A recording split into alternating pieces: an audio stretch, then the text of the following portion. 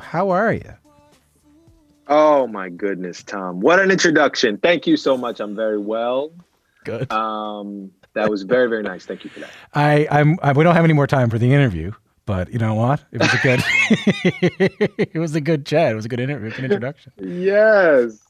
I love that you're still dancing to it. I mean, people who are listening to this on the radio can't see that we were boogieing there. I'm glad you're still dancing to Wham. Yeah.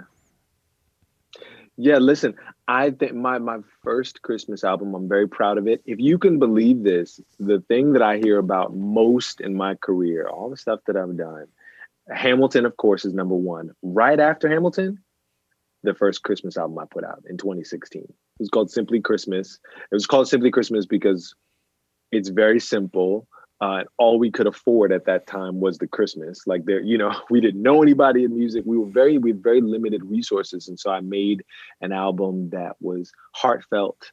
But no one would describe that first album as joyful. I think it's beautiful. I think it's sincere, Mm. but no one would describe that album as joyful. Um, I got a certain amount of joy from making something that I was proud of. You know what I'm saying? But it's been the past few years. I consciously, I think it was 2 years ago, 2 or 3 years ago, I my New Year's resolution was to go on a quest for joy. It started with I didn't feel like I was as joyful a person as I wanted to be. What do you mean? How And are so you? I How are you? wrote, How are you feeling? it wasn't that I was sad, Tom. I just think that I don't know, but some a cross between the way I was raised and you know, I think it probably had something to do with the way I was raised. My parents uh, did a wonderful job, but I think that there was, I don't know, some sort of, they were capacity strapped on some level. There was some sort of, like my mom sort of, her philosophy is like, I don't want to get too high because I don't want to get too Yeah. low. You know what I mean? So Yeah. there's sort of an evening out of all the emotions, which Hmm. means right? You never feel too elated because, oh, I don't want to feel that drop. And it's just caused me to not experience all the highs of joy in my life in the way that I wanted to. So anyway, I had to start simple. I started making a list of things that brought me joy. I'm Checking not it. kidding Checking you. it twice. 3 times. And what, like on that list, it was like stuff like, Volkswagen buses. You know what I mean? Like Yeah. I just, yeah, just things that made me smile. It's just taking these simple steps to make myself aware of things that brought me an acute joy. Anyway, said all that to say, you described this album as joyful. I saw a friend when I was recording in the studio with Cynthia Erivo, recording this version of Winter Song. She was like, "I've never seen you like this. You're bouncing around the studio." So, uh, in a lot of ways, this is like the fulfillment of a New Year's resolution from 3 years ago. And what a gift it is, quite literally, not just to give joy to yourself there, but and you and I were talking about this a little bit beforehand, but it's worth reiterating for people who weren't, I mean, they couldn't listen to it, but it was worth reiterating that this is also a bit of a gift to everybody else during this pandemic when Christmas is hard, man. Christmas is hard this year. I hope so. I think intention is really important at the top of anything I'm creating. I really try to set a pure intention, a pure and clear intention. And this album, I hoped, I know it's in the marketplace and it's for sale wherever music is for sale. I hope people stream it and all that stuff. But I really wanted this record to feel like a gift at the holidays. I wanted it to feel that way. So, and so far, it has been. Whenever I hear that back, I'm like, it is my intention coming back to me. People is like, thank you for this gift. That kind of stuff you hear on social media. It means more than they know. Let's do a little bit of brass tacks here. So a lot of these songs are Okay. really well known, right? And I want to talk about some of the original songs in a second, but some of these songs are well known. And a lot of these songs have been done like a million times. Yeah. So just as a performer, as an interpreter, how do you approach this?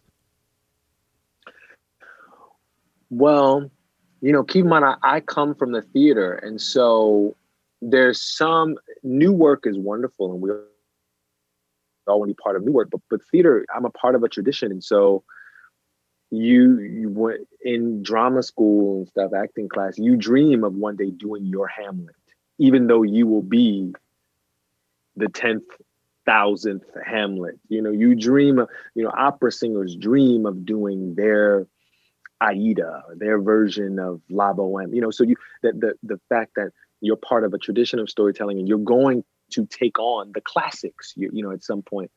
And so that was always a part of my training. I was doing that stuff. So how you take it on, I think, with the Christmas record is you start at you rip it down to the studs. You have to strip away as much as you can all the other versions you've heard of it. And you go back to the writer's original intent. What is that original melody? What are the original lyrics? You start there, and then you build.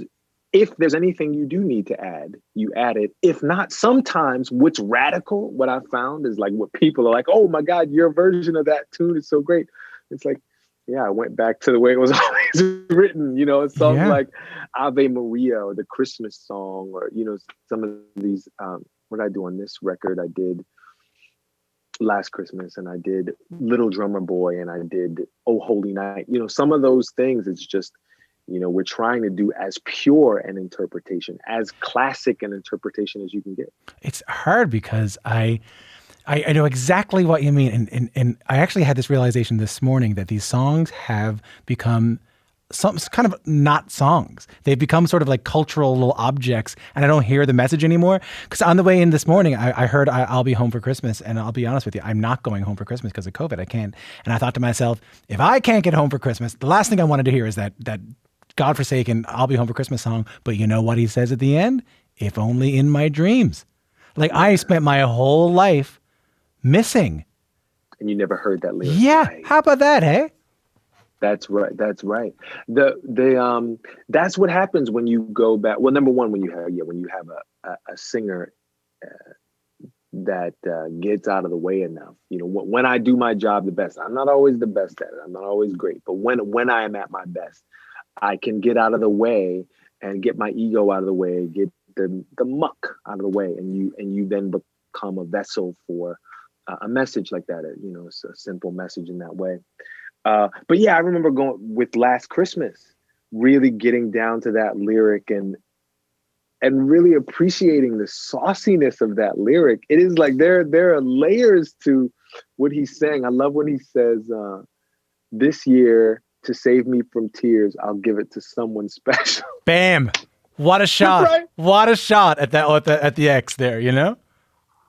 I'm gonna try. You know what? I'm gonna try something different this year. I'm gonna do something different.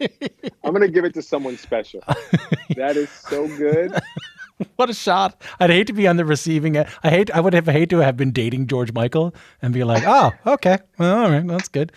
Apparently, I'm not. It makes you feel good as the person he's dating now, though. You're like, oh, I'm someone special. Good way to know. Good way to know. Go ahead. That song, the tricky thing about that one was he is jilted. It's a jilted lover tune that is, a little party track, a little something you want to like roller skate to if you can. People still roller skating? I think they are. I think so. Yeah, I think so. You're in Canada, man. We're skating. We're roller skating. Don't worry about it.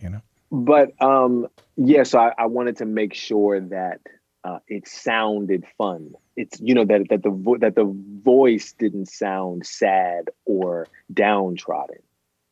Let's talk about an original composition on the record. Take a listen to this.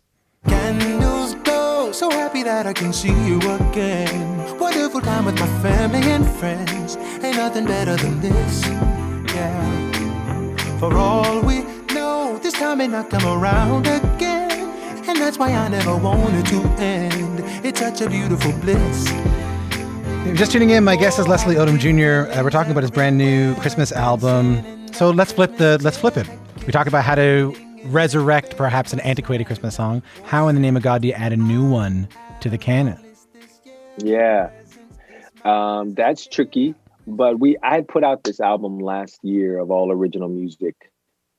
Mister is the name of the record, and I was on this North American tour, and COVID caught us all in the middle of something, right? Everybody was like, the pandemic, never comes at an opportune moment. You're like, oh, now is the perfect time for me to sit at home for 8 months. So you were on the road when you got I the was news? on the road. Oh, Yeah. shit. So I had You had to cancel dates and tour.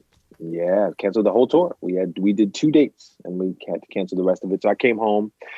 But I was really looking forward to the tour, mostly because I was like, I'm going to come off the road and know so much about myself as an artist. I'm going to really, discover so much performing in front of a crowd. And in a weird way, Tom, this year has given that to me anyway. But what we did was we just took that energy, what we planned to do on the road, and we channeled it into making this record. So I had already spent 2 years writing, really honing in on my voice. What is my voice as a writer? What is my voice as a singer of original music?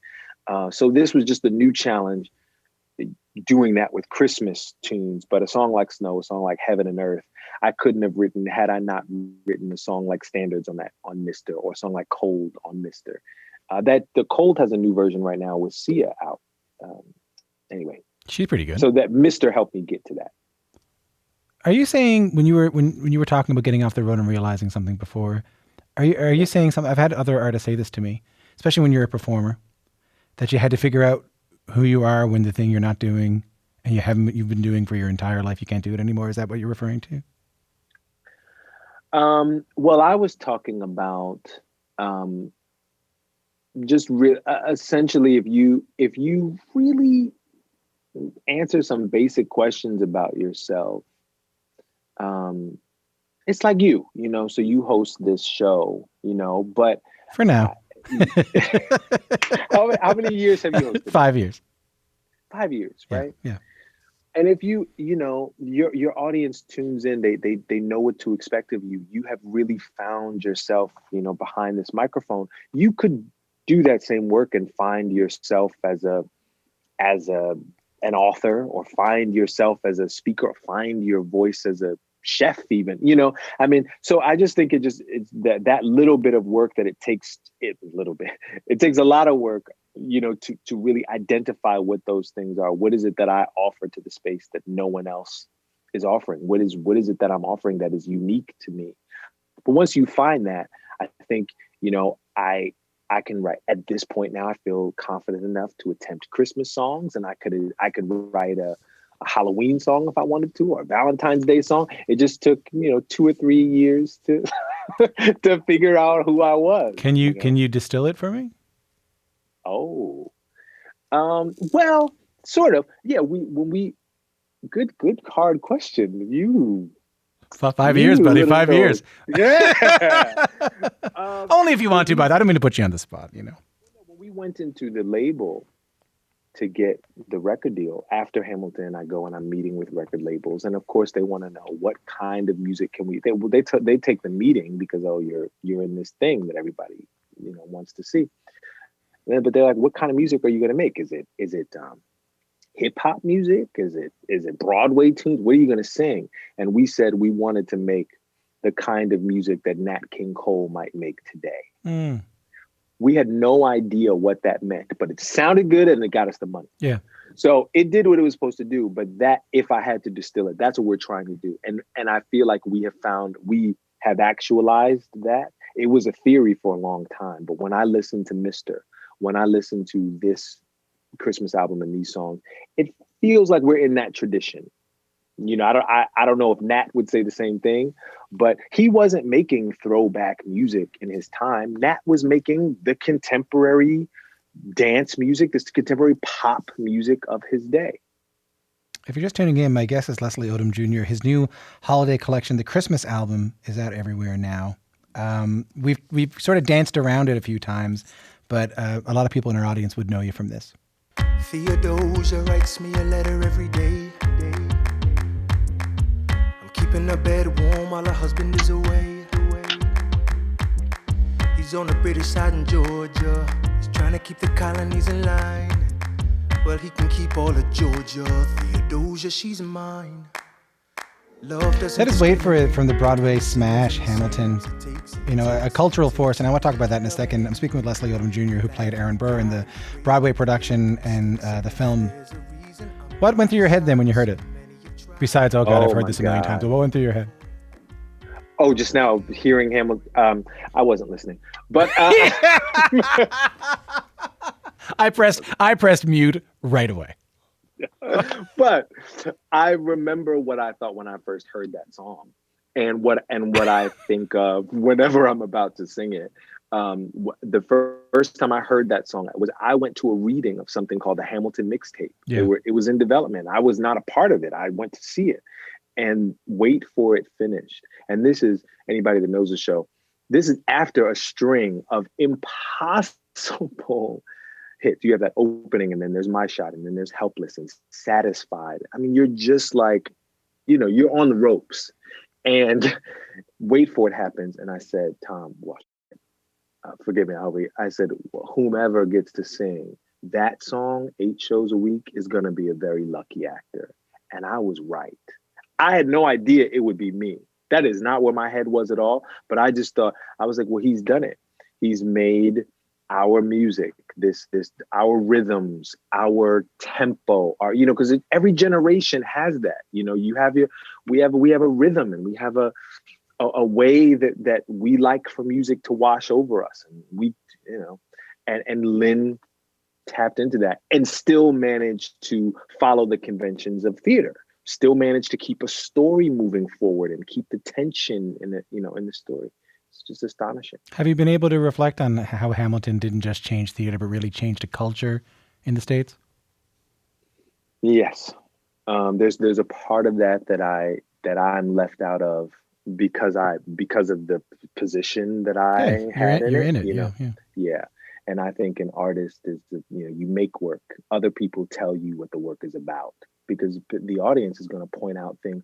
I think, the best artists created on a conscious and subconscious level. So audiences all the time tell me stuff that's in my work or in work that I'm a part of. And I'm like, yeah, I had no idea that was there. Sometimes they see exactly what you intended, and sometimes they reveal things to you as well. So I have unpacked some of it, but yeah, there's some of it that I'll never understand. How did it change you? The most meaningful way that it changed me, Tom, is that as an actor, as a person of color whose opportunities have always been extraordinarily limited, especially if you compare it to my white brothers and sisters. You compare me to anybody, same talent and skill level, same level of attractiveness. What am I? I'm a 7 and a half. You're a Canada 12, buddy. Don't worry about it. I thought you were gonna be. No, you flatter yourself, buddy. You're around a 5. Yeah, you're Canada 12. I don't know how I'm not in the States. I don't know how it's going down there. Canada 12. I'm going to say that. You compare me to at a certain point in my life, if and when I decided to do that useless task of comparison, when I would compare myself to my white counterparts, and like what opportunities they had to grow and to work and to earn and to there was no comparison. I was kind of stunted and held back in almost every level, even with success, when I compared it to somebody who was sort of equal to me, there was never any equality about it. I said all that to say, what Lynn gave a room full of black and brown people, what he gave us was a chance to prove it to ourselves. I suspected that there was something more that I could do, but I didn't have the proof really, because there was no work for me to do. I thought maybe I was capable of more than I was being asked to do, but it is just a theory until someone gives you a chance to prove that. And proving it is what ultimately, that's what builds confidence. That's what builds self-esteem. It is those 500 shows that I have as Aaron Burr and those 2 years of development. I know that I'm capable of something. So now, if someone is not asking the most of me, I know that it is not due to any kind of flaw in what I bring to the table. what's breaking my heart about that is I can't help but think about all the black and brown actors before you who didn't have a Lin-Manuel in their lives, you know, who also were ready, who were also great, and never got that opportunity. My friend, I love that that's where your heart goes right away. That says a lot about you. And yeah, that's true. There are people, there are black and brown performers who died, you know, never having been fully utilized or realized what was within them. It's a tragedy. You know, it drove some to madness. It drives people to substance abuse, to bitterness, Yeah. lots of things when there's something within you that goes unexpressed. Now, some of that is your responsibility. Lynn had the same thing. That's why he wrote Hamilton. You know, there wasn't any roles for him either. I just thank God. I feel very lucky that it found its way to me. How are you thinking about people who are in the theater world now that everything's Oh been dark for so God. long? Well, firstly, I'll say creators create, and I'm seeing that. I'm seeing my friends innovate and push the boundaries of these little boxes we find ourselves in. You know, I'm miming for those listening. I I'm appreciate that. miming He's the Zoom yeah, box. he's radio miming. It's a new. But That's pretty good. That's a pretty good mime there. I'm not gonna lie. That's all right. I can maybe do this one. Maybe the climbing up the ladder. That's not very good. Yeah. but so I'm seeing people push the boundaries and be as creative as they can within these little boxes and figure out how to reach out and touch an audience, you know. But my heart breaks, and we have a real job. First of all, we have to survive the moment. You know, we have to get emergency funding to people and make sure that people can eat through through no fault of Yeah. anybody's. You know, people have to stay home to stay safe, and so Were you an usher? I did usher. Yes. Long time ago, Did you? right? Yeah. No, I bussed at a dinner theater. Ah, Like I did that thing. I don't know if did you do any dinner theater? I did. I did dinner theater one time in my life, and that was all I needed. How did it go? How did you do? Is it all right? Oh Jesus. Was it all right? I'll tell you what, it got me through. It was during a holiday season. It's probably not that long ago, man. It's probably 7, 8 years ago. 7, 8 years ago, I really needed that gig, and it paid $600 a week, which Yeah. was that was enough for me. And I went. It was all through the Christmas season. I went and I did a show named Five Guys Named Mo. Anyway, I did it. I was the guy who would come out during the set break and like pick up all the dishes as fast as you possibly can. The reason I bring that up is because you're an usher, you know, it's easy to focus on the actors that are out of work and musicians that are out of work. You know about all the other people who are out of work, right? That's right. It's a big old family. No, it's a rough time, man. But it's we will. So the first thing we need to do is figure out how just to get people the funding to survive the moment, and then I'm talking to people, talking to producers and directors and writers, and I'm like, what are you going to make after this? What is it that we need? I'm so excited about the work the work that people are going to make coming out of this. It's going to be like a slingshot. You know, I think we're going to see it's going to be the roaring 20s. What's the first stage you're going to want to step on when this is all over? I hope I can find something theatrical. You know, I think we're going to need to look, there's that thing of it only takes 3 weeks or something like that to build a new habit, 21 days, right? And so people not having been going to live performance for maybe a year or more by then, you know, that people they're going to have found new ways to fill and plug up those needs, those holes.